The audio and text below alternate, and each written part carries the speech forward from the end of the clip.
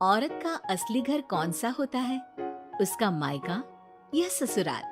चलिए इस कहानी में जानते हैं। मानसी को घर सजाने का बहुत शौक था। एक दिन मानसी अपने पिताजी से कहती है, पापा, कल आते वक्त सड़क के किनारे लगे रंगीन गमले लेते आना।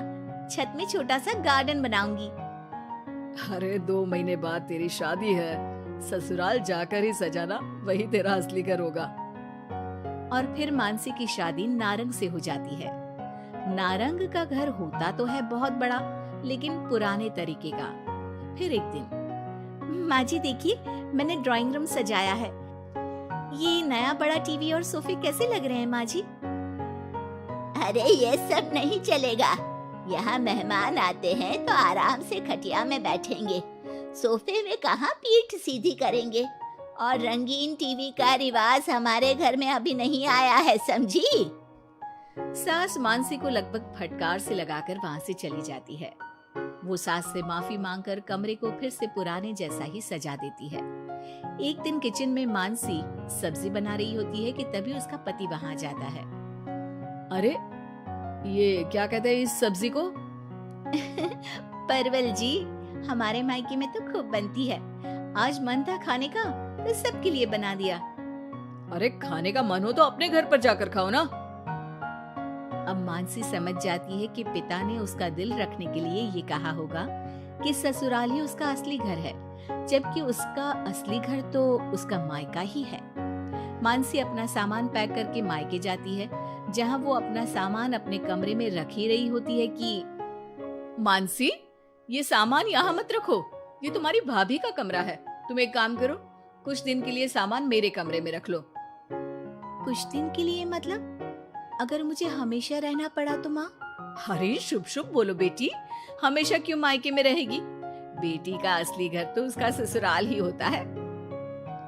मानसी को माँ की बात समझ में नहीं आती कि आखिर कौन सा घर उसका है। वो इसी उधेड़बुन में अपने कमरे में जाती है जो शादी से पहले उसका हुआ करता था।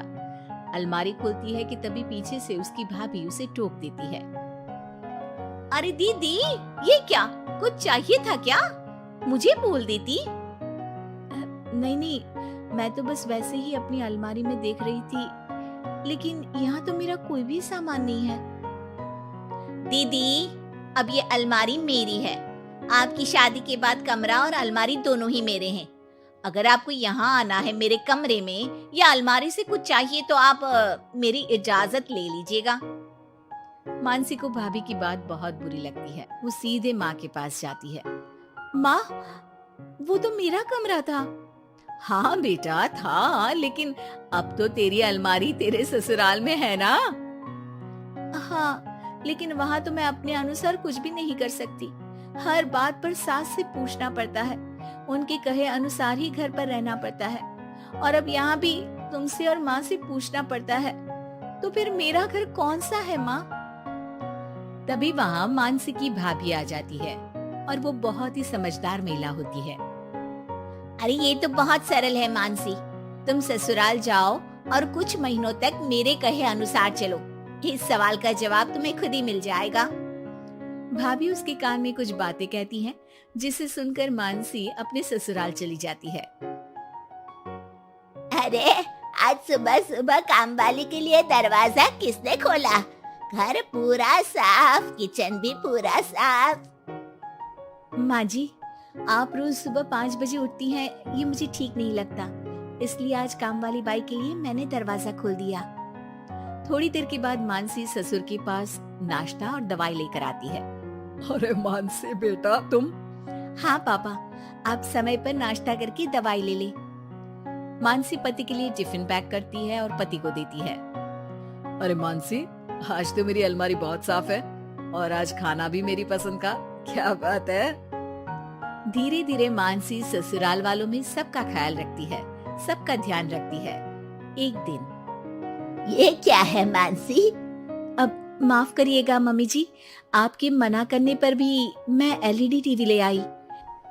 काम करने के बाद जब मैं फ्री होती हूँ ना, तो टीवी देखने का बहुत मन करता है। ब्लैक एंड व्हाइट टीवी में मुझे समझ में नहीं आता, इसलिए अपने कमरे के लिए कलर टीवी मंगवाया था। अरे बेटा, तेरा घर है, अपने कमरे में क्यों? ड्राइंग रूम में ही टीवी लगवा दे, हम भी देखेंगे। मानसी सास की बात सुनकर खुश हो जाती है। अरे मानसी, याद है एक सब्जी खाने का तुम्हें बहुत मन था, तो वो सब्जी बनाओ ना, हम सब लोग भी वही खाएंगे। लेकिन वो तो यहाँ पर बनती नहीं है ना। अरे भाई, किचन तुम्हारा है, इस घर की तुम मालकिन हो, अब तो तुम जो खिलाओगी वही खाएंगे हम। मानसी की समझ में नहीं आता कि अचानक घर वालों के व्यवहार में इतना बदलाव कैसे। वो अपनी भाभी के पास मायके जाती है। भाभी, आपके कहे अनुसार मैंने सबका ख्याल रखा, घर की हर छोटी जरूरतों को मैंने खुद पूरा किया, और अब तो घर का हर सदस्य मुझे ही घर की मालकिन मानता है। लेकिन ये क्या फॉर्मूला थी भाभी, समझी नहीं मैं। देखो मानसी, घर किसी एक का नहीं बल्कि पूरे परिवार का होता है। चार दीवारी ईंट कंकड़ से बनने वाला घर अपना तभी होता है जब हर व्यक्ति अपनी जिम्मेदारी समझ उन चार दीवारी को घर बनाए, और ये तभी मुमकिन होगा जब आप खुद उस घर को अपना मान कर रहें जहां आप रहते हैं। मैं समझ गई भाभी, लड़ाई झगड़ा चालाकी से कोई भी घर अपना नहीं हो सकता, फिर चाहे वो औरत का ससुराल हो या फिर मायका।